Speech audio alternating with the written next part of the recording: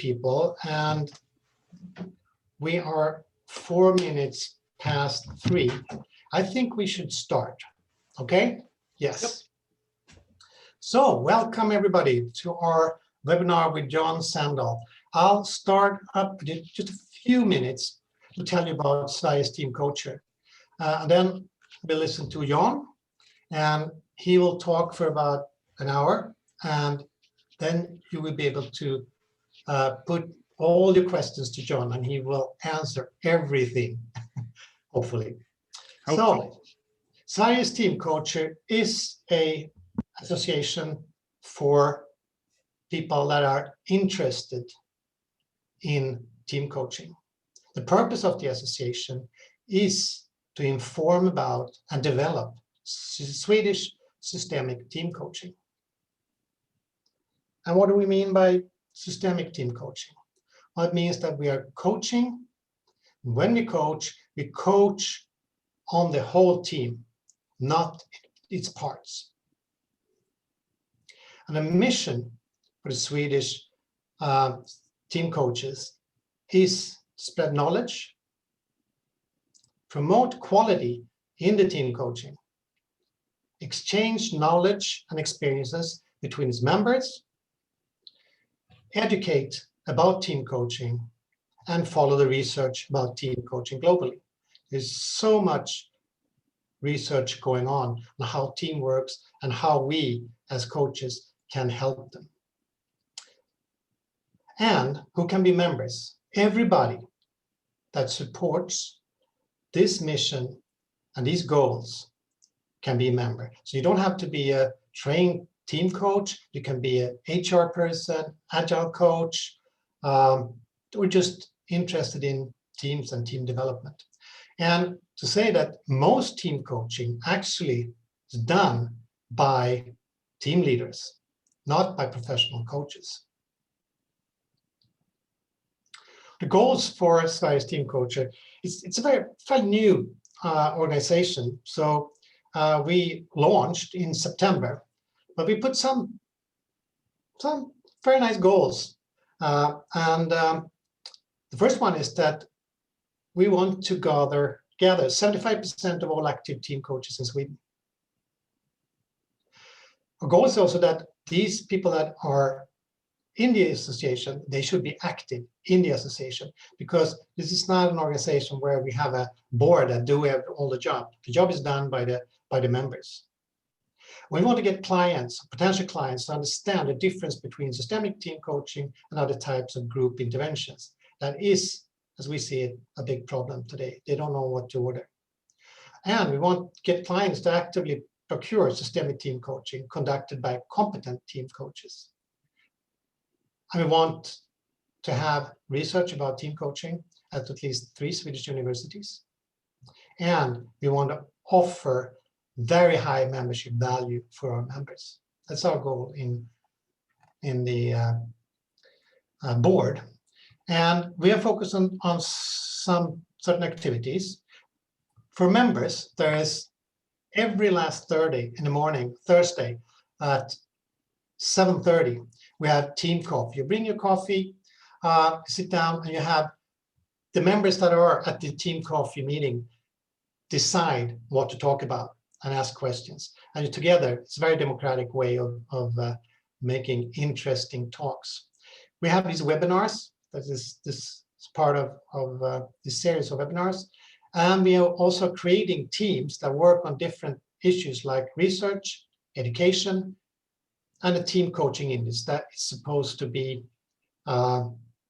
a way for us to see what are the people out there actually ordering in terms of team coaching, companies, government agencies, and how is it developing over time.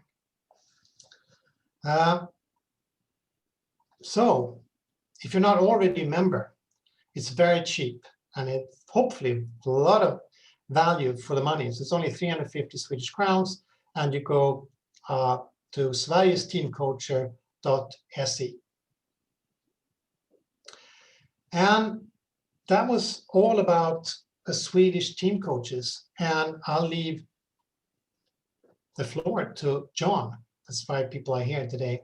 And John is a certified team and executive coach, change agent, speaker with years of experience, and is helping teams and their leaders around the country achieve high performance through the power of reflection, conversation, and coaching. And today, he's also representing Team Coaching International, where he serves as a senior faculty member.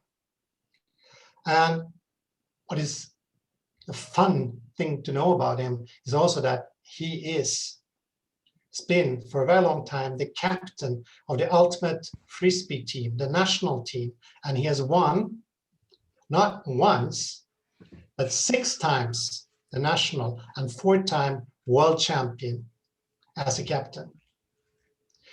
And being part of such a successful team must be a lot of good experiences that you can bring also into the boardrooms. So this is John. I'll leave the floor to you. All right, thanks, Peter. And welcome, everyone. It's super exciting to be here. While Peter's throwing the host my way so that I can share, I'll just say, first of all, I do lots of these sorts of webinars for groups all over the world and also for TCI. I think this is the very first webinar I've ever delivered where I'm delivering it specifically to an association of team coaches. So I think that's a first, and it's exciting. No surprise that that's happening for the Swedes. There's a long history of this work and the work of TCI working in the Nordic region since the company was founded. And having said that, I am excited to be here with all of you. So I think that my screen is now sharing. Can everybody, let me just make sure that this looks right. Can everybody see that? Peter, how does that look to you? Look okay? Perfect. Okay, great. So as we're gonna talk through this presentation today, just a little kind of brief awareness of me and us and sort of kind of my backstory for those who are not as familiar. And then also I would like to just recognize that there are several people on this call that are already students or former students of ours. We've got at least one, if not a couple faculty members from TCI here. And, we're thrilled to be here and excited to be a part of this. And certainly I'm going to do my best to sort of represent the field and the work from the TCI perspective. And I think my goal in doing this is to really help grow the work. There is a growing belief amongst those of us who train and deliver this work, train people to and also deliver this work, which I do both. That there is an ever-growing need for people to do this work. And we'll talk more about that as we go. I don't want to give away the punchline, so to speak. But just to be clear, we're excited that you're here, and I hope that you get a lot out of this. As mentioned, just so I say it one more time, I would like this to be as interactive as possible, because if you listen to me speak for an hour, you'll clearly get exhausted. So in the end, the best ways to do that is if you have a question about what I'm delivering, put it in the Q&A. Peter and Andy will help me keep an eye on that. And I do also have the chat open, although for longer questions, better to use the Q&A, since that way we can make sure they get captured adequately. It's great to be here. And with that, I think I'm just going to go ahead and jump in. I mentioned myself, a little bit about me. I do have this background in Ultimate Frisbee. I'll talk more about that as we go. But in any case, a quick poll for all of you. And I'm gonna put this poll up, and what I'm gonna invite you to do is answer it. And these 2 questions. Question 1 is, what percentage of your current work is already team coaching? And then the second one is, how do you think that's going to change in the next 2 years? So think out 2 years from now, will it be about the same, more or less? Okay, so I am going to launch the poll now, and everyone should be able to see that. And let's just find out from your perspective, what do you think is the case. Yeah, great. And last I looked, we were at 41 or 2-ish participants today, so plus a few panelists. So we'll give you just another minute or two to vote. Yeah. So it looks like the majority are floating in that 0 to 25% category, but quite a few others in the 26 to 50, and even a few in the other two categories. So pretty exciting. Okay, I think we'll stop there just to close it up and just show you what the results say. Again, the majority of people here, probably roughly half of the total are, or almost half of the total are less than 25%. And notice that almost everybody believes it's going to be higher. And I think I kind of gave away the punchline a little bit there, but yeah, that's the truth. I think the need for this work is growing quickly. I'm back that assertion up with lots of evidence. One is just the number of people training, and frankly, the number of people that are doing training in the world right now is just growing, which tells you that the market says there's going to be a higher need. And I think even more than that, I think the obvious example of all of the difficult things happening in the world, COVID being just the latest example, but political unrest, social and racial inequality, globalization, the democratization of media, all of these things have increased the need for people to learn how to have hard conversations with each other. And I think as a result of that, I think what we're seeing is that there's just this need for teams to work together better. One of the obvious kind of examples of that for me is, almost every one of us could point to our schooling and to how we learned at some point to get the job done. Whatever the job is, someone can train us pretty straightforwardly on how to do that. But unless you had a deep level of experience as a team sport participant, or as a musician or an artist, likely there was very little of the how do you work together training that was delivered in a formal schooling way. I mean, if you think about that, I can't really remember a teacher ever talking to me in a formal schooling way about how we would work with our colleagues or our classmates. I was graded purely on what I performed. That was the easiest way for a teacher to grade my work. And that was probably the case for all of us on this call. And yet, business teaming, the need is ever increasing because complexity is only increasing as we think about the world around us. And the need for creative, collaborative problem solving is only increasing, which means that we have to have those skills. And then therefore, just as a result, there's just this deep need for these skills in the world of coaching. There's more emphasis on teams. I've already kind of hit on some of these, but there's this assumption that people know how to work together. And the reality is most of people don't have great skills when it comes to teaming or team performance, right? So at the end of the day, there's a lot of miss on those first two bullet points. The other thing is, our data, we have an assessment, as I'll talk about, and our data, has been used with teams around the world in our model. We have, 4,000 or 5,000 different teams have been measured through our performance metrics, and roughly 10% or even less now would rate themselves as high performing. And I've seen some data that says that number in other contexts might be higher, might be more like 20%. But even if it was 20%, that means that 80% of teams around the world are mediocre or worse.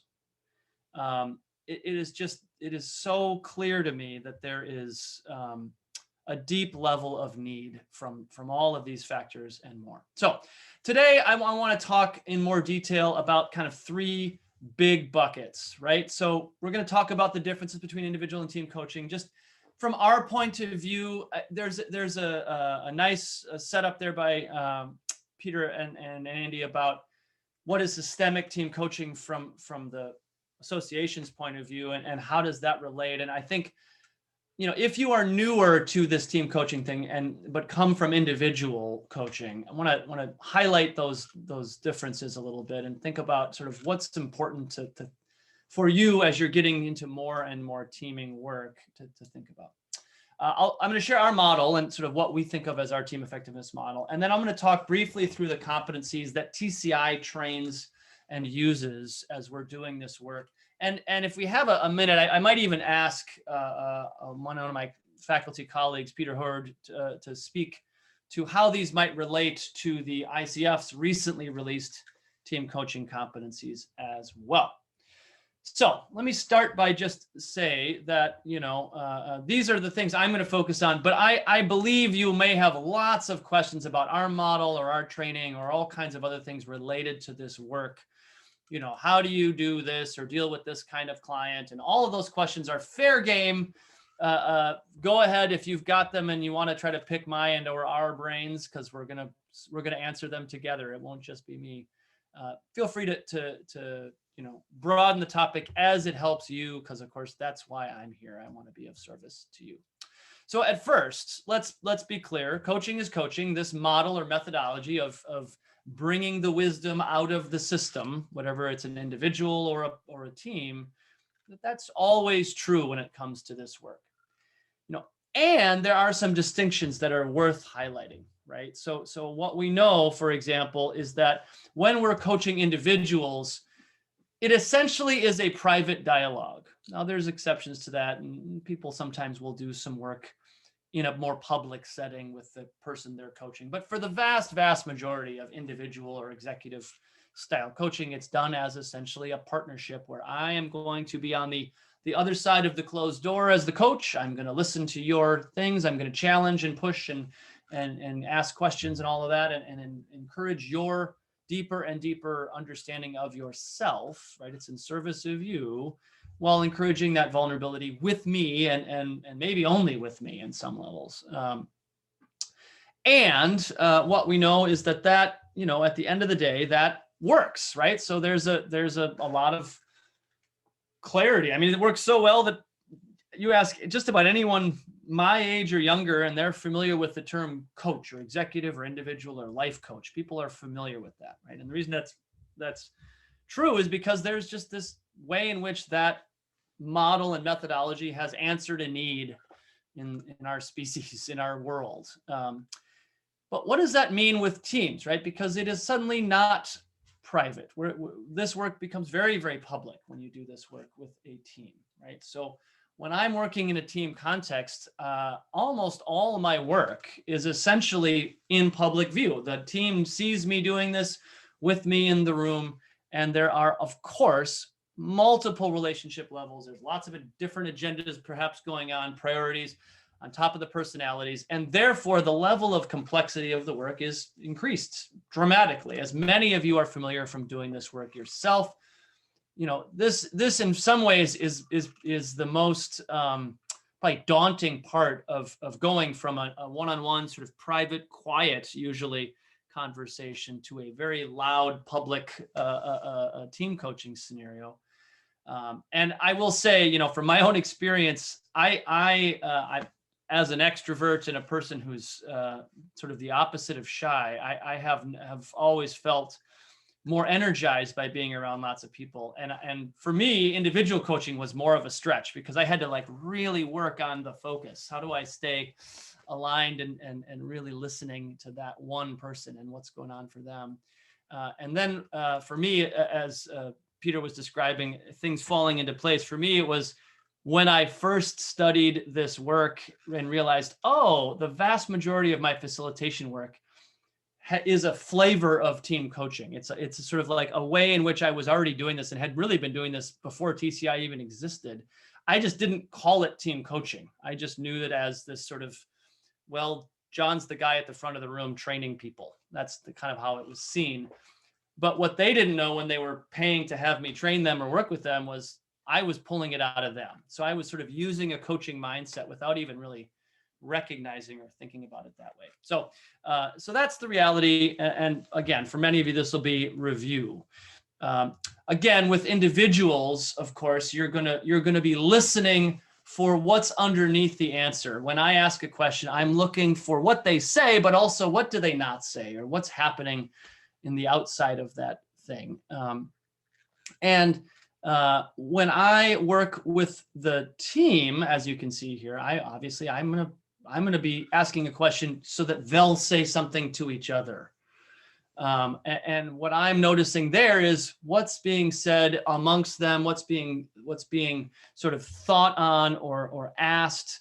And it's really, really important from our point of view, that the team is not trying to explain it to me, but that they're saying it to each other. We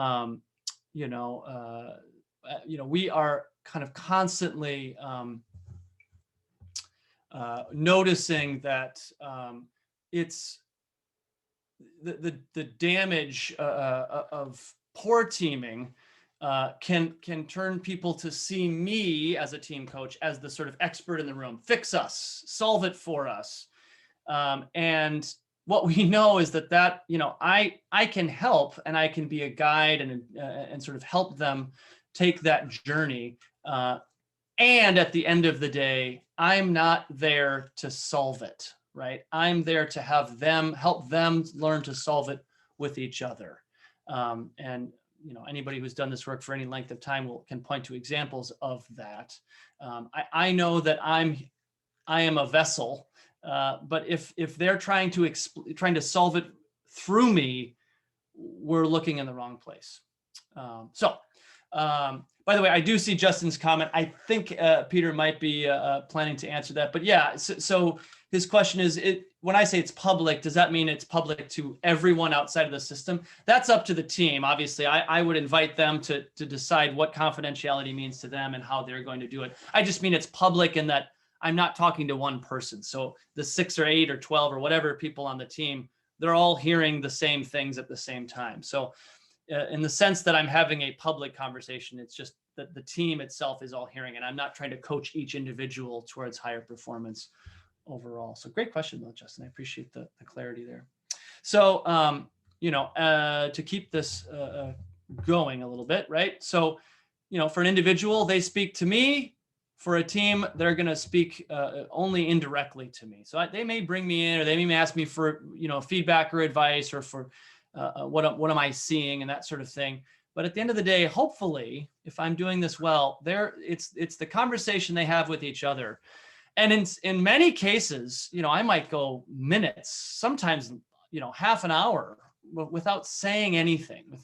All I'm doing as a team coach is literally just watching the team have the conversation that they've been needing to have. And I can, one example from the, last couple of weeks working with the team that was struggling with some really severe dysfunction. They were in our model and kind of living in the brown quadrant. And I'll explain that later, but they were really struggling deeply, and trust was incredibly low on the team. And in particular, the team was struggling because there had been a breakdown both in leadership and also in communication amongst the team.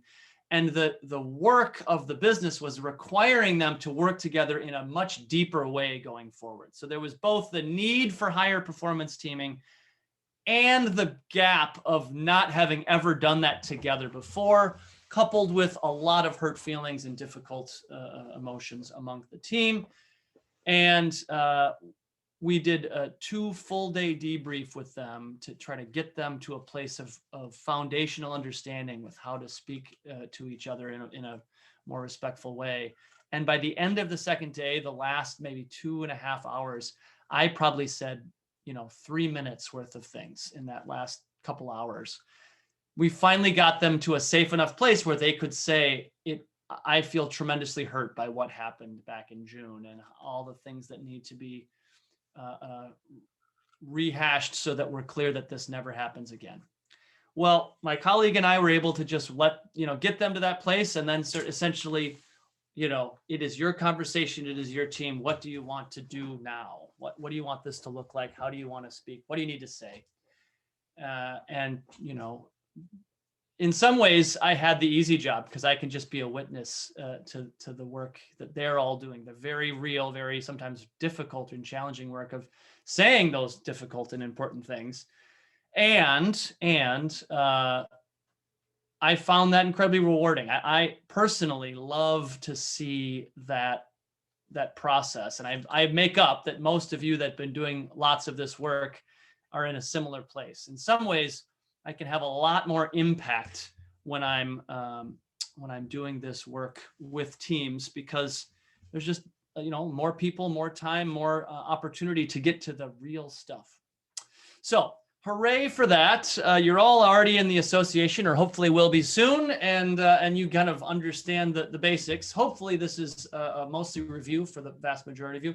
We're going to talk a little bit more about the detail that's required to do this work well, from at least our point of view. One, with individuals, we're looking at one screen, right? We're really paying attention to that client, and the model that I've often heard used that I like for individual work. And I do, by the way, do a little individual work with clients that are either former team clients or have asked for that in other contexts.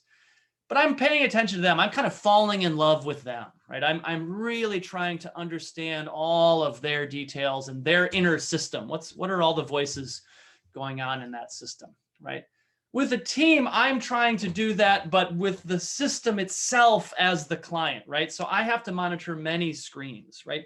What's the temperature and emotion and understanding inside of this system, this third entity, this other thing in the larger team system, along with I'm monitoring, kind of what's the individual readiness and engagement of all the players, all the individuals that play into that larger system, as well as the agenda that I'm trying to cover and the various things that I'm trying to push forward, and I'm listening for all the things not being said and all of that. So in many ways, this work is, the level of complexity is just dramatically higher as a result of that. And I find that really, really fascinating, and I love that.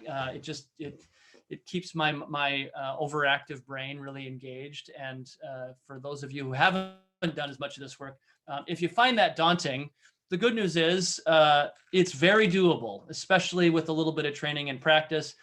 And often, especially early on, with a colleague, finding a co-coach that would be helpful. And Andy, you've teed this up for me, because that's exactly where I was going next. What we know is that learning to do this work, and even once you're doing this work, having a colleague with whom to co-coach can really, really help that level of complexity get reduced. Because one of you can sort of be at the front of the net, to use my colleague Peter's metaphor, and sort of be batting the questions back to the team, while the other one is observing the larger system and paying attention at the back of the court to just sort of see what's going on here, and what are we noticing and feeling, and what's going on inside of ourselves. So high recommendation, especially when you're learning to do this work, to have a colleague to co-coach a team with. Again, we wouldn't do that with an individual in general, because that would potentially muddy the waters of kind of whose agenda is it. And at the same time, with a team, it's just incredibly useful. I find that the vast majority of the missteps and mistakes that I can point to in the last 5 years were situations where I felt I could get away with just doing the work myself, and oops, I missed something. So, anytime I can find a co-coach to work with, I will try, even if they're not as experienced as just to have someone else to kind of be a witness for what's going on. And I'll talk a little bit more about that with the competencies, but for me in particular, as we all do, I have my own awareness of blind spots. And so often having a co-coach that can help cover those blind spots and those moments or those parts of myself that I don't always see.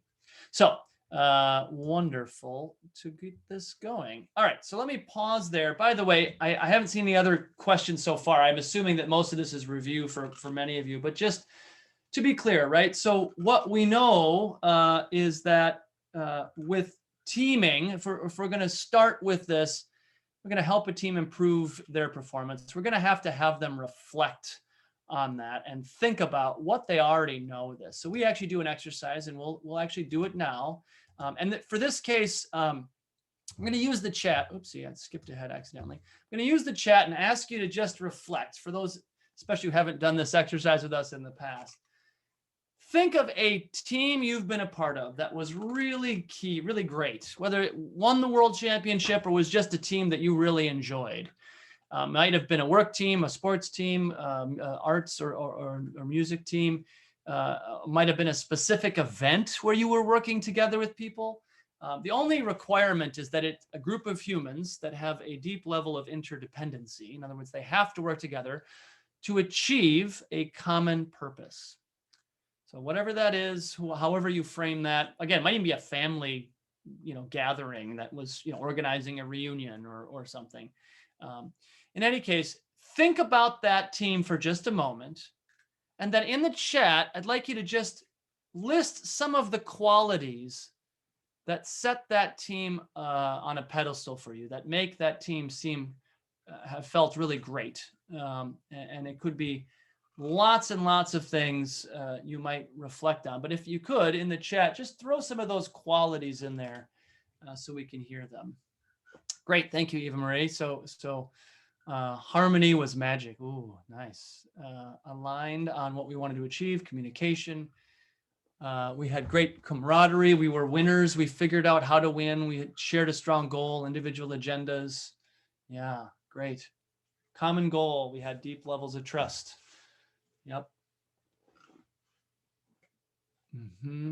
Transparency.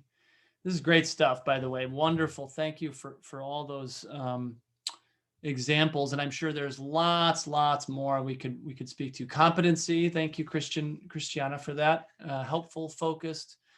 We were brave through conflicts. Very good. Super good feedback. We really trusted each other. We had a clear working towards the same goal. It is amazing how often that comes up, right? So we were aligned towards the same goal. It's why sports teams often have an easier time with some of this, because as long as we're clear that we're trying to win that game or that championship or that whatever, the scoreboard is very clear. We don't have to worry about how we determine if we were successful. We can just focus on doing the things that we believe will help us be successful. So the thing about this list you've just created is that is the same list. If you make this, compile this list and pull out the themes, what you'll notice is that same list appears in any context all around the world, no matter what. Now, how the examples show up might differ culturally. So a high-performing team in a business context in Sweden might look very different than a high-performing team in a sports context in Asia. But the list would be the same. The qualities would be the same. It's just that they might feel different depending on the cultural expectations about how we might experience those qualities, right? So for example, communication might look very different from a Nordic team versus an Asian team or whatever. But at the end of the day, they both need to communicate well. And we know this because all the research has pointed to that exact same finding. You can do this exercise anywhere in the world and you'll get the same list effectively. And what TCI was able to do years ago, and I can't take credit for this myself because of course I didn't invent this. I'm just the beneficiary of my uncle and his partner Alexis's work from years ago, but they were able to, using all the research available, and it's been backed up with all the research since, to create these lists of these two dimensions that we know high performance requires. For a team to be truly high performing, both of these lists will need to be true. In other words, all 7 of the categories under productivity and all 7 of the categories under positivity will need to apply. And we can talk in more detail about them if you have specific questions about the lists. But you can basically anything you can think of around high performance will be listed into one of those 14 categories for our model. You can think of productivity as sort of the things required to get the job done. These are the in some ways tactical and or more tangible examples of things that teammates need to do to deliver the results. And you could think of positivity as things required to do the job together. So the collaborative skills, the engagement skills, the relational skills are showing up on that list. And what that would give us is this sort of 2 by 2, where on the productivity scale, we've got both high and low, of course. And on the positivity scale, the same sort of side, only in the vertical axis. And that gives you 4 sort of stereotypical quadrants of performance. And what we can tell and we know is that all teams essentially experience all 4 quadrants at least semi-regularly. There's just a way that that's the nature of being humans in a system. We also know that at the end of the day, most teams sort of tend to default towards one of the 4, maybe 2 of the 4, kind of depends on the system, but that they tend to sort of lean into one more than the others, and that becomes kind of the way we do things around here, right? I often have heard culture described as the way we do things around here. And of course, the flip side of that is culture is essentially the behaviors that we tolerate in each other. And if you think about a team and its culture, the level of dysfunction and is often a direct relationship to the team's performance. So especially over time. So what we know is that gives us this sort of high level model and a footprint for a team to measure. And for those who are not as familiar with our model, just to give you a sense, the survey that we use, the Team Diagnostic that measures these things, asks the participants to answer 80 ranking questions. The questions map on a scale of either productivity or positivity, and into the 14 factors, which I'll show you in a moment. That question, each statement you're asked to rank each statement on a scale of 1 to 9. So how true is this statement? Completely true is 9, completely untrue is 1. And essentially, when you're answering these questions, you're essentially asked to say, how true is this for the whole team? So we set aside the individual component. And again, we focus on the system as a whole. And then the map we see and the data we're able to glean from that is essentially system view anonymous data. So we can see what does the team look like, not just the aggregation of a bunch of individual personality types. So that is that's the highest level of the view. One interesting finding that might be worth pointing out: teams that do this often need to work on one or the other, right? Because people tend to think of these qualities as an either or. And of course, that's the big mistake here. What we know is high performance is that we do both of these. So we live more in that blue quadrant where truly high productivity and high positivity. And just to build on that a little bit further, what we know is that when teams get there, when they start to feel that virtuous cycle of really working together well and achieving high results together, that can create this multiplier effect, which is sort of the reason why people need to work in teams, because we can get more done, make better decisions, get better results overall, right? Because at the end of the day, teams exist to produce those results. So that's at the highest level what we're measuring.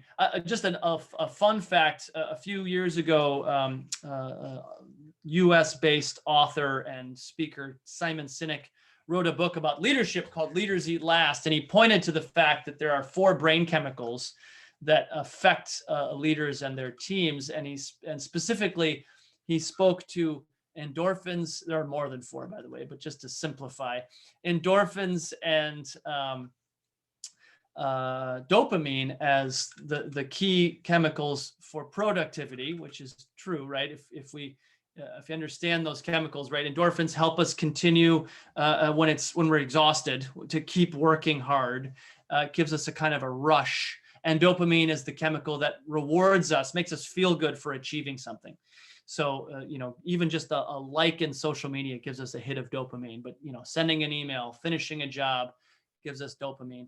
And those are what we would call the productivity chemicals. And then he points to the fact that many leaders struggle with the other chemicals related to brain performance and leadership. And those are oxytocin and serotonin, which help our brain feel connected and bonded to our teammates, which of course in our model, we would call those positivity chemicals that help us stay engaged and in relationship with our teammates. And he makes the same point without having seen ever our model, which is just that we know if we're going to be high-performing leaders of high-performing teams, we have to keep both in mind. So just to back up this assertion, we're wired this way, and this model aligns with all that research in brain chemistry, and that's good news because it's not going away. This is how it works. In a similar fashion, the team creates this picture both at the high level and then with several levels beneath that. But for those who are new to our model, we spend a lot of time usually with this level, which we call the polar or the spider graph. And this just shows you kind of a sampling of each of the 14 factors on average across the whole team. So we can start to see where are the gaps, where are the low spots in the graph, and where are the things we can celebrate that are working well, that we can rely on and encourage and reference as we're doing this. So we use both of these graphs and several more to sort of demonstrate that high performance. And because we've been doing this for so long, Team CI being really the first kind of global-based team performance coaching trainer out there, we've got data from thousands of teams around the world. And just to give you a sense of kind of where that shows up, we can actually show you the data from across all the teams we work with. And what you can see there is the list of which of the high performance indicators show up at the highest. Now, if you look back to the lists of best team qualities you listed, I would be willing to bet that it would more or less align to the level of things on this chart, the order. In other words, respect, camaraderie, alignment, diversity of opinion, and understanding. Those are going to show up really strong in the teams you were kind of giving those examples. And what this list also points to from our point of view is that with all teams, this is, well, I should back up. This list is all teams across the entire spectrum, right? And so we know that lots of teams are struggling, in particular with constructive interaction, right? What we don't always remember is that at the end of the day, high-performing teams focus on improving these things at the top first.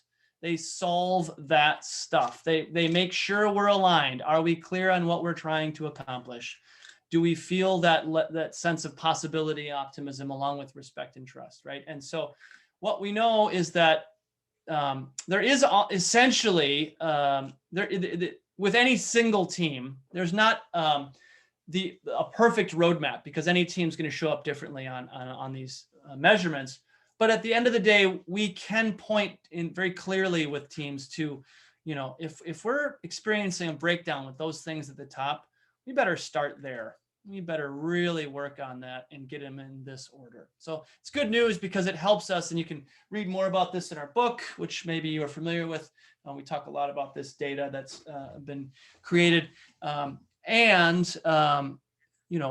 we want to do with this data is then turn it into a system view conversation with the team around what does this team need to do differently? How does this team need to get more aligned or create more respect or deliver on each other's understandings of the results we're trying to create. So, so that's kind of a high level view of kind of our model and methodology. By the way, the book is called Teams Unleashed. I'll have Peter and Andy write the rest of the title in the Q&A so you can see it, written by Phil and Alexis. It speaks to both our model and methodology and gives lots and lots of examples of this model being used in real life. So at the highest level, this hopefully gives you a basic understanding of TCI's, team performance model and how we frame this. I want to spend the last chunk of time just talking about the competencies and the work that we do to train team coaches to really do this work in the world. And for those of you who are familiar, ICF recently released some team coaching standards. You'll notice a lot of overlap, partly because of a couple of our faculty contributing to that work. But I'm just going to walk you through these. By the way, some good questions coming in here from Thomas about related aspect. Trends around positive and productivity and the data related to many teams have been forced to start working distributed to the pandemic. And what's interesting about that? I haven't seen a shift in the need for, like, say, more positivity because of the shift of distributed workforce or virtual work. What's interesting is that was already true. I think what's happened as a result of everybody having to be virtual, or most people having to be virtual, is that people are now just much more aware of the positivity because it sort of disappears or becomes more visible in a more real way when I don't have that meeting space to sit together and sort of chum around. It's like, oh, we were sort of missing that. So that's my own experience. I'm a data set of one, but I do know there's some clear changes that the virtual work has pointed to, and I will speak to that towards the end. But thanks for the question, Thomas.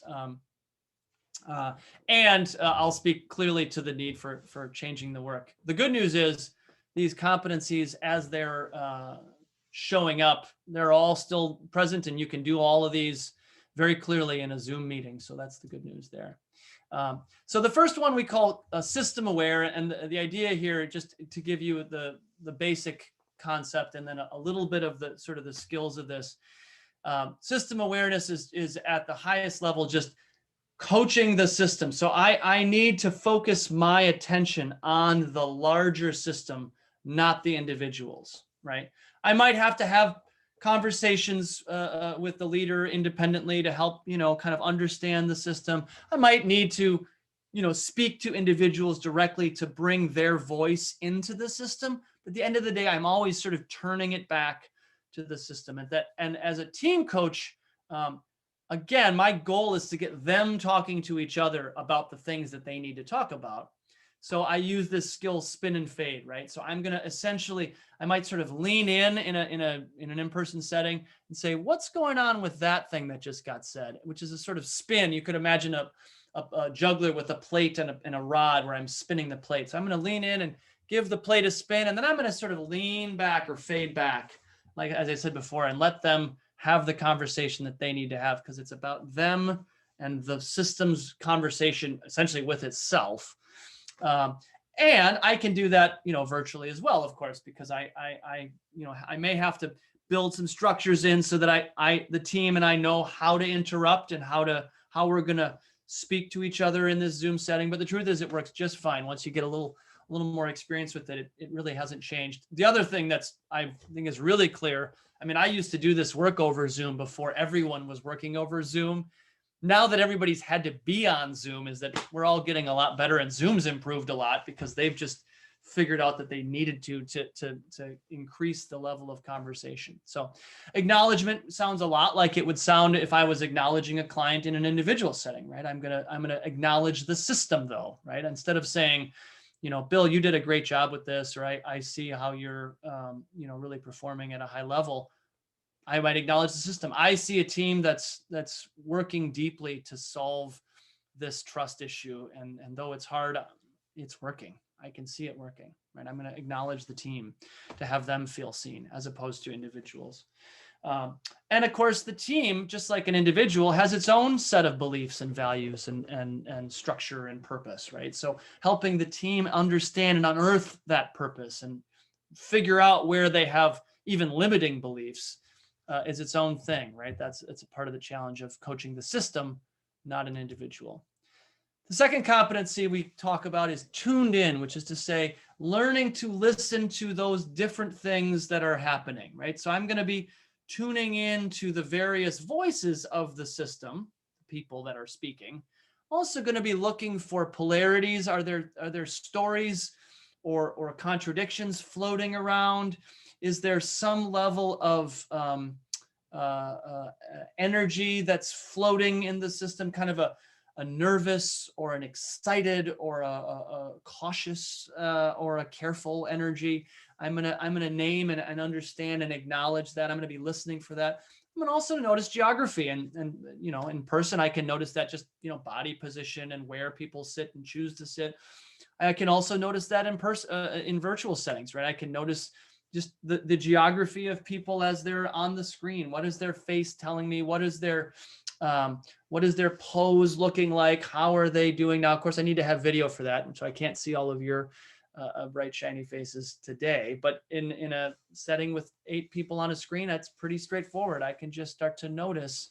I see that there is a way that we're all kind of de-energized. What's going on, right? And I might just be able to call that out, tune into it, notice it, and listen for it, and then, you know, reflect back to the system, which of course is this third one. I'm a reflective observer. And what that essentially means for our point of view is that it is my job to hold up the mirror, right? To reflect to the system what I'm observing. And that's the most often way I'm going to interact with the team. Boy, there's something going on here. And I wonder what rules or roles you have created that may or may not be serving the ultimate purpose you're trying to get to. I might notice individual voices that keep getting expressed but not heard. I might look for allies for those voices. Normalize, of course, you're feeling this way. You've lost the big game. You know, that's a normal experience. How do you want to be with that? Is this the way you would choose to be with that experience of loss you're feeling?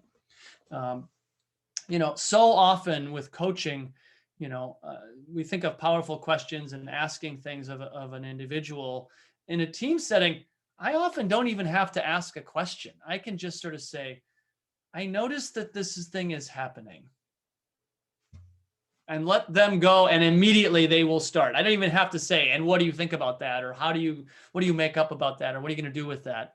Often I notice this thing is happening, and boom, they're off. And I can just sit back and fade and let the team speak to it. I just need to be there to mirror. By the way, another big part of this, I might need to mirror my own experience. I can think of lots of examples. The one that I always enjoy sharing with team coaches. At one point, I'm coaching a team of high-powered business executives, and they were feeling good about their work and proud of things. After 2 or 3 sessions, I thought we had made some real progress, and we probably had. And then we got to a monthly session. For most of my team coaching, that tends to be the case. We'll work together roughly once a month after the initial debrief of the data. And I got into the room, and we sat down in the team, and I started off by saying, you know, I'm excited to be here with you today. As I mentioned over email, I'm going to need to end about 15 minutes early today because I have to set up for a webinar I have to deliver at the top of the hour. So I'm just going to need a few minutes to cut this off a few minutes early. And though everyone had agreed and was aware of that, the boss looked at me and made this sarcastic comment. He goes, yeah, John, we know you're too important for us. And everybody kind of snickered a little bit. And I noticed in that moment that I felt small, and like maybe he was saying something to me without me being clear if he was saying it. And so in that moment, I could have ignored it, of course, and got into the agenda. But I just decided to just use the mirror and say, you know, Bill, I got to tell you how it feels right now is that I can't tell if you're kidding. And one of his team members looked at me and just immediately said, welcome to life with Bill. And that moment really flipped things, because suddenly I was able to voice something that the rest of the team had been bothered by, but no one had had the courage or really even the understanding of the possibility to say out loud, this isn't working. This is actually harming our performance. So we ended up spending an hour talking about not only Bill and his role in that, but everybody's role in that. It turns out it was a team full of males. It was a kind of a chummy fraternity sort of style thing, and they all liked to make fun of each other. And what we had been unclear about until that point, because they had probably been playing safe with me in the room, was how that, comfort level was both helping and harming or getting in the way of actually getting to the real issues or making progress. So just one example of that in practice. The fourth one we call actively present, which is to say, I'm conscious that I'm here. I have a goal. I'm on a path towards working this, and I'm also a human that's going to be impacted by all of this, and I'm going to have to roll with whatever shows up. So I'm not a passive observer. I have a vision and a plan for the team of helping them know themselves better and work together better. And finally, I'm also aware that I have to, it's not just me that matters, right? So it's about what's going on in that larger system and how does that system play in. So important part of that. And of course, that piggybacks and tailors right into our last one, which is committed, right? That I need to deeply be committed to the team's performance. That I'm not there for the leader necessarily. I'm not there for the individual team members, though I want them all to feel good and be successful, of course. But at the end of the day, I'm there to help and be committed to that system getting where it needs to go and wants to go. And that I need to be committed enough that I'm willing to, the extreme example is I'm being willing to fire myself if I'm not helping anymore. And I have had this experience a couple different times where the team clearly needed a different voice, and it was not working. So I'm going to find them somebody else to work with you, because that the time is now. You need this, and you agree you need this, but you don't need it to be me. Now that's an extreme example, but at the end of the day, I need to be there with you and be in those uncomfortable conversations to the point where, I have myself been at the start of a team coaching session, knowing that this team that in this, 3-hour session is going to have a hard conversation with each other. And it's going to be uncomfortable, but I need to be committed to saying, you know what, I know you need to not avoid this. And therefore I can't avoid it. I have to be here with you and just sit with it, create safe space, do all the things the system view would tell me to do. But I also need to be here and push and be willing to push if it feels like we're avoiding the real kind of quote unquote issue. The other thing about committed is that, I'm really going to try to bring the wisdom out of the team, but even more so than in an individual context, there's times where I'm going to have to wear the hat of, team coach consultant who's been there a little bit. It's going to say, I know that if your goal is to make this performance improvement, you may need to change this behavior right now. We can't wait for you all to learn that this is a bad thing and in the consequences there. And we may have to push a little further, a little faster to really get to higher performance. And that, that can be uncomfortable for those of us who come from that very kind of hands-off individual coaching context at times. So just something to be aware of as you're going through it. So as we think about those 5 competencies, again, system view, reflective observer, tuned in, actively present and committed.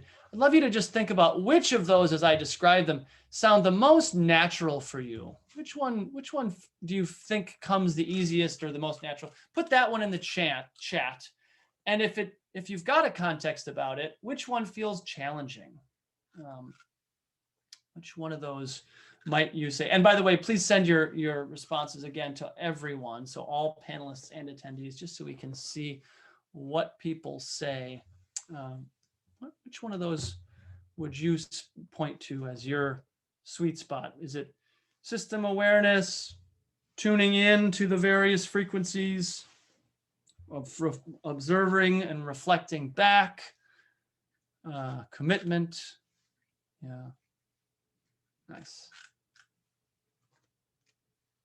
Yeah, and if you're in that camp that's been doing this work as a kind of one-off context, I think that's another big distinction. I think Jimmy was just saying that. One of the things we know is that to really improve a team's performance in any context, by the way, a sports team, business team, doesn't matter, we're going to have to do this work over time. There's just no way to really improve a team's performance in a 1 or 2 sessions. And well, we can make them feel better. We can improve their general understanding. We can train them a bit, so that'll help. But to really get it to stick, we're going to have to really show up more than once or twice. And the same apply. I mean, the metaphor that makes the most sense, that context, of course, is just, trying to get in physical shape yourself, right? If you're going to be in tip-top physical shape, you wouldn't go to a trainer and say, I want to be the best athlete, and I'd like to pay you, $1 million to make it so that I only have to work out once. They would laugh at you. They'd say, I can't take your money because it won't work. And the reality is that's the same with this work. We just have to spend more time, seat time in the room with this. So let me just kind of wrap this up. By the way, appreciate all those who've expressed it, that you get challenged with committed or challenged with tuned in. Sometimes those two, there's a sort of flip side. We like to be the coach that's watching everything versus the coach that's pushing. And there's a way that, it's an interesting challenge, right? So obviously an opportunity to train with us on this. Peter mentioned his aha moment. At the end of the day, mine came from the sports world. I was doing this work as a sports coach and also in schools. And what I discovered was, before our TCI existed even, there was just this way in which I knew that for a sports team, I needed to bring the positivity. And I didn't really know why. I didn't necessarily even have all the words about trust and respect and so forth. I didn't know what those strengths exactly were. I just knew that for the team that I was running to be successful, I didn't need to focus on the results. That would take care of itself. I needed to focus on keeping and building that community, that culture, that the sort of relational aspect of the team. And I think part of the reason I didn't need to focus on the results is because they were all already so focused on that. They was like, oh yeah, we get it. We want to win the game. We want to be world champions. That's going to take care of itself. So I could, as a captain or coach, I could just really focus on the other stuff. And then when I noticed some of the teams, the business teams I'm working with in that context, that they were struggling kind of for the opposite reason. They had done some of the relational work, especially the school-based teams I was working with. They had done the relational work. They liked each other. They got along. They had pretty high trust. They'd even been able to have hard conversations to some degree, but they were not as clear on the ultimate results. So, and that's when it flipped for me. It was like, oh, you don't need me to build your relationships. I can do that. That'll help, but that's not what you're needing. And that's what, right around the time when I discovered this TCI model, thanks to my uncle, the estimable Phil Sandahl, pointing me in this direction. So once I saw that, I said, this is it. And I have basically done nothing else since, is just do this work in the world and train people to do this work, for the better part of the last 12 years. I will say the business case is pretty clear. If you're going to do this work, I find that I can make a much stronger ROI argument for team coaching than I can for individual coaching. Doesn't mean individual coaching is useless. It's just that I can make the team case because I can point to a team's KPIs pretty clearly. So, and we at TCI, we exist because we want to be helping this work grow in the world. Not only, use of assessments and training, but we just want more and more people to be doing this because we think the world needs this. So we are here to serve and be with you. Just one kind of opportunity that's coming in. we are going to be, or at least we're planning to run a Swedish language masterclass. So we have 3 courses, the first of which we call You Understand and Access the Tools, which is our basic self-study course, as well as 2 other courses, Accelerated Learning and the Masterclass. The Masterclass is the many people on here is the introduction to this work. It's the most experiential. It involves very little homework. It's about showing up and sort of practicing the skills with our faculty in a Zoom context, generally, at least lately. And we are going to be running it in Swedish with Peter Hurd here in the spring. And I just wanted to explain to you kind of how this works. If you were to sign up, it's not on the website yet because we haven't posted it. Wanted to get some details worked out before we do it. But once it's up, we'll ask you to sign up. And the dates are listed here. They will be on the website as well. And for this group, we're going to include the UAT as a sort of special offering. Normally, you would need to do UAT as a part of the Accelerated Learning course. We're gonna flip that around for this group because we feel like that's where the need is, and we've got faculty ready to go on this. So we're gonna flip this, and in fact, we're gonna package them together with a small discount. Includes those CCEUs. And it will qualify you to use the assessments. When we get to this, and when it's up on the website, we're going to give you the code Team Swede. So you can, that's my English spelling. Sorry, I can't spell Sverige. But anyway, Team Swede, and that 3,400 will include both courses with a small discount included. So that price will both allow you to get this deep level of training, 32 hours of training, as well as tons of experience, practice coaching, seeing this TCI work in practice. Yeah, thank you, Andy. The UAT stands for Understand and Access the Tools, and as well as the master class in Swedish. Unfortunately, the UAT is in English. You'll need to do that portion. But one of the things that's included in that as well is a full hour of mentorship using the team leader view. So you'll get some real quality time to sort of understand and apply the model, and to do it with some really high quality coaches. Peter Hurd is with us right now. Peter, do you want to just introduce yourself so they can at least hear and see you briefly, and speak to the opportunity here before we jump into Sure, thank you, John. And I don't know, I can't start a video. Peter, you have to allow me to do that if you want to have a face on me. Everybody in this meeting, we're offering, as John said, the first Swedish language masterclass. It's actually more Scandinavian because I'm going to deliver it with my Norwegian colleague, Lenny. And if you want to get into team coaching, this is one of the real ones. I've been supporting John and Phil before him, running these classes for several years now. I got connected to TCI back in 2007 already. So it's a great training, and I'm so happy that we can deliver it because there have been some requests from coaches in Sweden and Scandinavia for sort of a Scandinavian course here. So you're all very welcome. I'm going to send through Peter and Andy and the Society's team coacher an invitation for you where you have all the details to this class. So you're most welcome, everyone. Awesome. Peter and our Norwegian colleague, Lenny, that'll be leading this, have lots and lots of experience doing this work. And because they also are Nordics themselves, I think they can speak directly to the usefulness of this work in that world. Thanks for chiming in, Peter, and we'll pass this along as soon as we get it all updated on the website. And with that, I think I'm going to stop my quote unquote lecture and just invite folks to ask questions. What's coming up for you? What else can I answer? How else? I did want to talk a little bit about the shift to virtual with COVID and how that's changed the work. So I can speak to that first. I think it was Thomas was asking about that. And just to kick it off, I think if you would have asked me a year ago if I would be doing full day team coaching delivery of this work virtually, I would have said, nope, never.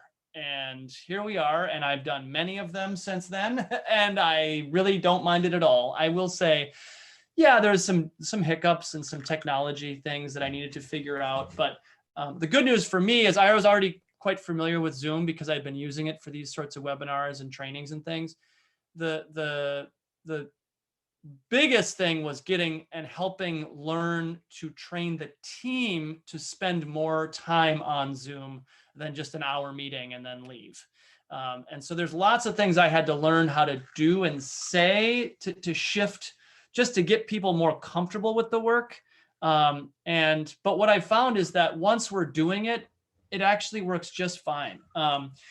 Zoom provides enough handholds and tools in terms of reaction buttons and chat and share screen that honestly it works as well as in some cases even better than it does in person. Just to give you an example, 2 of the last 3 teams I've started with in the last year, we actually are done this work with virtually. In multiple cases, the team had worked together in person prior to me working with them. And in multiple cases, the team said, yeah, we think we were more honest over Zoom. And I don't know why that is. I can't speak to that. But I find that there is something about people being in their own sort of more safe home places, maybe, that they just feel more comfortable. I'm not sure, but I have heard it multiple times. So there's something going on there. And to this question from Fiona, yes. So one of the things that I do with longer Zoom sessions is we upfront set some pretty clear boundaries about the work. One is I help people understand that part of the reason we get exhausted in Zoom is we are sitting in the same chair for that time. So full permission, in fact, encouragement to stand up, move away from the mic, get yourself stretched and do it that way. That makes a big difference. The second part of that is look away from the screen. So just, if we were all sitting in a conference room together, no one would feel obligated to stare at their colleagues all the time. So why is it that on Zoom, we feel this obligation to stare at the screen? I think it's just because we're used to looking at the screen. But at the end of the day, if we're just having a conversation, we would look away, and that actually resets our nervous system. So this staring at the screen and the camera can actually overload us. So we actually do have to look away at times and give ourselves permission to do that. And then the biggest thing is just take breaks. So honestly, with a longer session, training or coaching or whatever, you need to take a break at least every 90 minutes and maybe even every hour. There's some data that says that we should at least be standing up every hour, even if we're not taking a full bio break. At the end of the day, that's the first things. The other thing that I'll stress over and over with teams is get a good audio source. So good microphone, good headphones. It's worth investing in wireless, high quality wireless headphones that I'm wearing here, because boy, I can stand up and stretch. I don't have to worry about the headphones and the cords. I have a fancy, good microphone that I really encourage people to get, or at least get something that's not the phone, because phone calling into Zoom also grates on our brains. So high quality audio makes a big difference. And obviously I can't demand all of those things. I just encourage it and try to help make sure that we're doing as best we can with all of that. And people kind of get it. They understand, yep, if the audio is better, I feel better about it. Even if the video is not perfect, I usually find that people are more able to do that. So my pleasure, Fiona. What other questions can people ask, or are people curious about before we get going? John, I have a question for you. Fire away, Peter. When working on Zoom in full days, etc., do you use any extra programs like Mural or Miro or something to have like worksheets?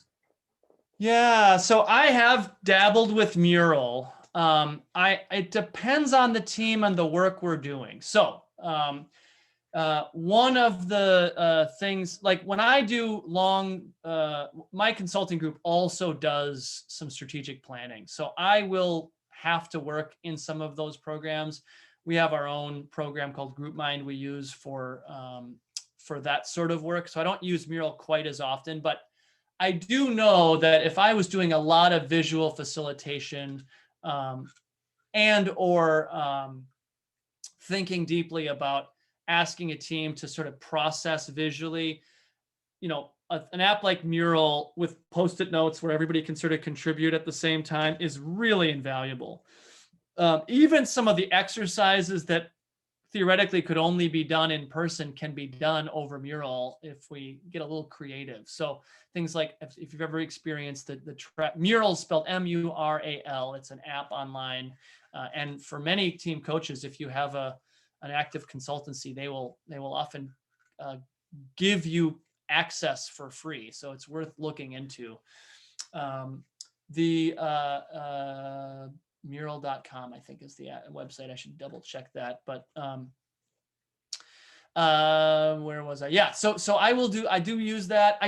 What I find actually is that I want to spend as little time as possible in those sorts of contexts for team coaching specifically, because the video is super important. Like people seeing each other in video context really helps a lot. So like even PowerPoint with a team, I'll put the slide up and we'll share it, and then I'll bring it down and maybe I'll bring it back up if they ask for it, but I'll try to spend as much time as possible with just the videos of the faces as I can, because again, that's where I want the conversation to go. So that's great. So I see a couple more questions here. Peter, did that help? Was that useful for you? Thank you. That was great. Or Andy? Oh, that was Andy. Okay, great. So let's see. Thomas says, in my work with teams, I sometimes find it challenging to navigate what is an individual issue and what is part of the team system. I understand that Bill's way is impacting the team, and I have intention to talk about single individual's behavior in front of the whole team. What criteria do you use to guide in deciding that? So in the example of Bill, right? So I was able to say, Bill, I can't tell if you're kidding, and then turn it back to the system. How does this show up in the team? Because this is a behavior we're tolerating. So what do you want to do with that? What agreement do you need to make? How do you need to align or get clear on what is or what isn't in bounds for that sort of thing? What call sign or code word do you want to create as a team to call it out if that sort of thing happens and we agree we don't want it to happen? So those are the kinds of examples of things that we do. And yes, Thomas, we absolutely do train in English. The next English speaking masterclass is in May. So you can find that currently the dates are already on our website. So that's posted. By all means, you're welcome to do that as well. At TCI's group development, are you referring to storming, norming, performing, that stuff? I'm not sure. John, there is a thing in Sweden that's the Susan Whelan. I think you've heard of her. She's a GDQ, and it's actually been totally taking over group development ideas in Sweden the last 20 years. Got it. So I'm familiar. I can't speak directly to that model because I'm not as comfortable comparing. I will say we tend not to put teams into specific categories. For example, even the 4 quadrants, I wouldn't necessarily refer to a team in person as a red team. I would say we're exhibiting red team behaviors, but at the end of the day, I don't want to use them as labels or shames or something, because every team shows up red sometimes. So the question is, how do we need to show up and move to be more blue versus the blue team? So that's one thing. As it relates to the development, I sometimes will use Kagan and Leahy's individual development model around becoming self-authoring versus socialized. I don't know if you're familiar with that. And helping a team recognize that they have, as a system, the ability to be authoring their own team's performance. In other words, I noticed that there are some people or some teams that tend to think of their system as fixed. It's like, well, this is just how it is. And what I find in that is that just helping them move to like taking control, becoming more authoring in that idea can be really, really helpful. for fear that otherwise they're just going to look to the leader or look to the larger organization and say, well, we're this way because this is the way things are. So, so learning to shift that. Yeah. So it looks like GDQ was built on Tuckman's research. And as to Peter's point, it looks that does the Tuckman stuff does speak primarily to brand new teams. The problem with that, of course, we know that the vast majority of teams aren't new. That there's just a lot of intact teams that have been working together often for years without ever having done agreement setting or really, clarifying how they want to operate. The vast majority of teams that I coach are what we might call entrepreneurial leadership teams, where they don't even necessarily know what the heck a leadership team's supposed to do.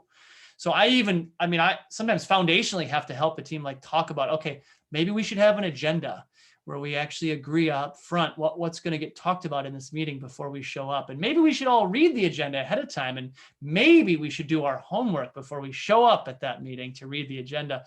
And, that to me is forming stuff. That's Tuckman's let's form.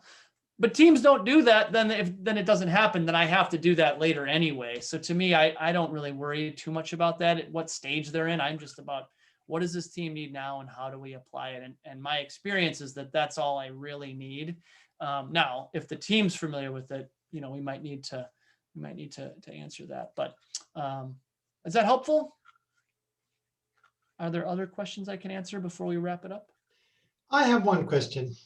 Fire away. You talk a lot about the team performance indicators. They're relating to how well the team is performing as a team. Yep. Do you have any research that says that high performance team measured in this way actually also have high output, that they are actually producing what they're supposed to produce better than other teams? Yeah, so we do. The tricky part about that is that the more we try to make that link, the more we get into the complication of confidentiality. So, for example, we've got loads of case studies of teams that we can point to. I've got some examples. I'll give you one good one from my own experience. But the tricky part about that is compiling that into what we know the results is, the KPIs, for example, or whatever the business results the team's trying to deliver on. It becomes a little messier because, of course, it's hard to compare. Well, how do we decide they're high performing based on their results if that's different from the results of a different business or a different industry even? So there's always a little bit of fuzziness there that's a little hard to track down. But I'll give you one example that I often point to as the kind of the bellwether for me of, oh yeah, this matters. So working with it was actually a law office, a small business team. It was three attorneys and 3 or 4 paralegals, and they actually didn't have any KPIs. They no key performance indicators. They didn't really track anything about the business other than did they make payroll? But they were very, very busy. They were a very successful law firm, so they never felt the need to do any of that. And they weren't really trying to grow necessarily. There wasn't they weren't trying to become a lot bigger. So for them, it was just sort of, it is what it is. Well, there was some need for team performance work about how they were working together. And so we measured the TPIs with the team diagnostic and did the team coaching work. And after we got through that first session, we pointed them to this thing you're asking about. How will we measure results? Because we want to be a more blue team, but why does it matter? What's it going to help us with? And as we will train on with those who do this work with us, we have to make that link. At the end of the day, where they landed was, we will use our filing system more. Now that sounds trivial and minor, but where they wanted to be is essentially they recognize that a huge amount of their dysfunction and lack of business performance was the fact that they were spending lots of time looking for files because they were not using their expensive electronic filing system or even their agreed upon paper filing system. They were just letting things go wherever they were. And we figured out, we did a little bit of math on the back of the napkin, figured out that they were spending something like 15 minutes per day per person looking for files. And by the end of tracking that, we did some coaching around that. A year later, they were down to 15 minutes per person per week. So a dramatic improvement. And what we realized is that we think we might have saved them something like $150,000 in lost productivity time, and that translated to some level of business improvement. And what we know is that, again, it's a little messy, it's a little bit back of the napkin, but that for any team that has clear metrics, we can, if we can improve the team's self-assessment on their team performance indicators, it will correlate to higher performance on the business metrics. So the simple answer is yes. Yeah. Does that help? Yeah. We're running out of time. Yep. We have one more question. Fire away. Can you give a quick answer to that? Yeah. So how to help the team get engaged in the system rather than fix the team. So the committed part of that, Eva Marie, is just initial conversations and debrief with the leader around how do you expect this team to improve without you role modeling it? Like, why would they follow the change unless you're going to demonstrate it? So I would look at vulnerability. I would look at conversations around the team's needs, and maybe even doing some interviewing in advance of that. Happy to talk more about that. That's a big, meaty conversation, but there's a lot to do there around inviting the team to then speak truth to power, so to speak. And is the leader willing to do that? So we could do that with the TDA. We could do that with initial conversations or interviews, but lots of ways to get at that one. Thanks so much. Yeah. For those, yeah. And I'll make me as a spokesperson for the whole lot of people here, and I'll say that it was great listening to you. Someone here said thank you for being a great personality. That's one part of it, but also your message and your experience that you're sharing it with us, I think is very important for many people. And you do it in a very good way. And I really like the TCI model because it explains a lot. It is validated. So it's actually measuring and doing the right things, what you're supposed to do, developing teams. And I would say I had the opportunity to go to a class, a master class with Peter Hård. And I can really recommend him as a teacher and as an inspiring role model for team coaching. So if you have a chance, I think he left his contact information in the chat. I think it's peter@talent.se, I think. But you check in the chat. That's right, Peter. Yeah. Talent. Yeah. Thank you. So, and if you can't do that, do it in the English speaking in May. Can really recommend it. And we're also going to have a book club in the Association of Team Coaches. And maybe if you're interested, we do a book club around Teams Unleashed. Yeah, wonderful. One other way to stay engaged, just Peter, quickly, that I should mention is that we do an Insights, it's in English, but an Insights webinar on different topics every month. You can find that on our website, teamcoachinginternational.com. We'll promote that through your group if you're interested. We do get quite a few folks from the Nordic countries, so we'd love to have you all join us. It's an hour long, kind of a tight thing. For 2021, we're inviting practitioners to join Peter Hård and I to talk about their experiences with specific teams. So would love to have you all join us. It's a free webinar. Join us and come and learn something. So love to have you. Great to hear from you, Annika, and all of you that I've met and trained and been a part of working with. Thanks so much.